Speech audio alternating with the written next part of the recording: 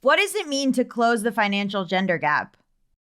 So today, women are falling financially behind in every single country in the world. And what's so interesting is that when we look at why they're falling financially behind, then a lot of the factors are systemic. The fact that we don't get paid the same, we're not promoted to the same extent, and so on. And actually, the only thing contributing to the financial gender gap, which women can impact starting today, is how they manage their money. So that's what we are focusing on. Oh, interesting. So this is a worldwide problem then, because you're in Copenhagen, and a lot of times this show, other than one season we did that was very international, focuses on the US. So I'm actually a little surprised to hear that this is like something that's going on all over the world.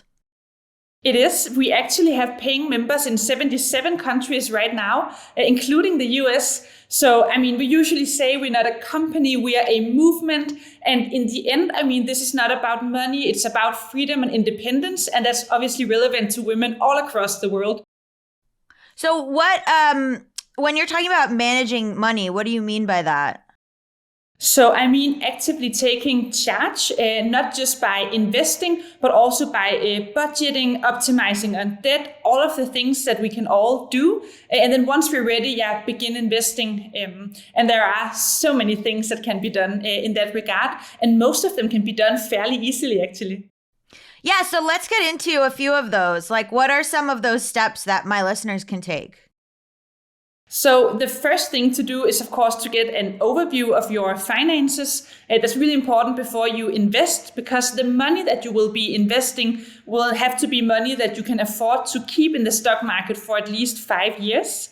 Once you've got that overview, then you need to create a trading account and to transfer money.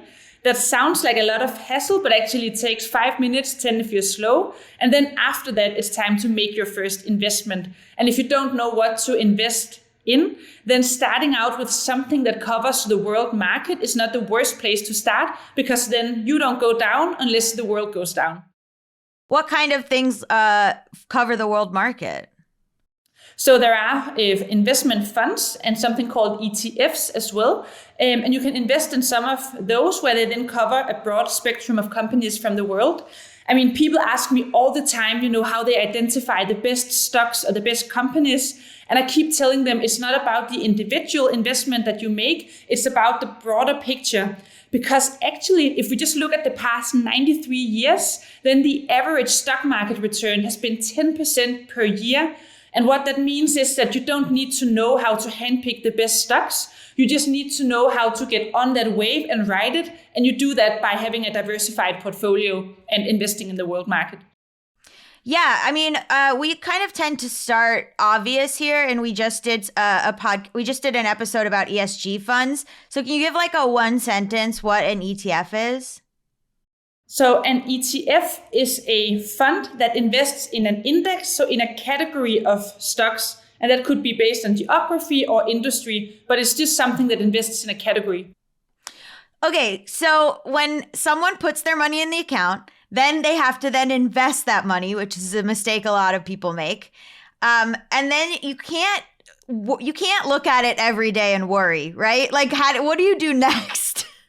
So the best thing you can do actually is to not look at it every single day, because when you have a diversified portfolio, so when you invest in the market, then the hardest thing and the easiest thing at the same time is to sit back and wait. This is not a sprint, it's a marathon. So you just need to wait actually. Yeah, I have to challenge myself not to look every day and then because like I did not realize how much it could fluctuate, but how much it has to be a long game. So like it feels very stressful when it like goes down $3,000 in a day, So like, what do you do with those feelings? So, I mean, the best thing to do with those feelings is to kind of pack them up and then take them somewhere else. I usually actually recommend people to already, when they make their investment, so when they press that buy button, already then they should have decided when they will be selling as well, whether that's at a point in time or when the stock has hit a certain value. And then anything that's not that, any occasion that's not that, they just keep their hands off. So when COVID hits, when there's a war in Ukraine, we don't panic because we have that goal, we have that strategy, and then we go do sports or something.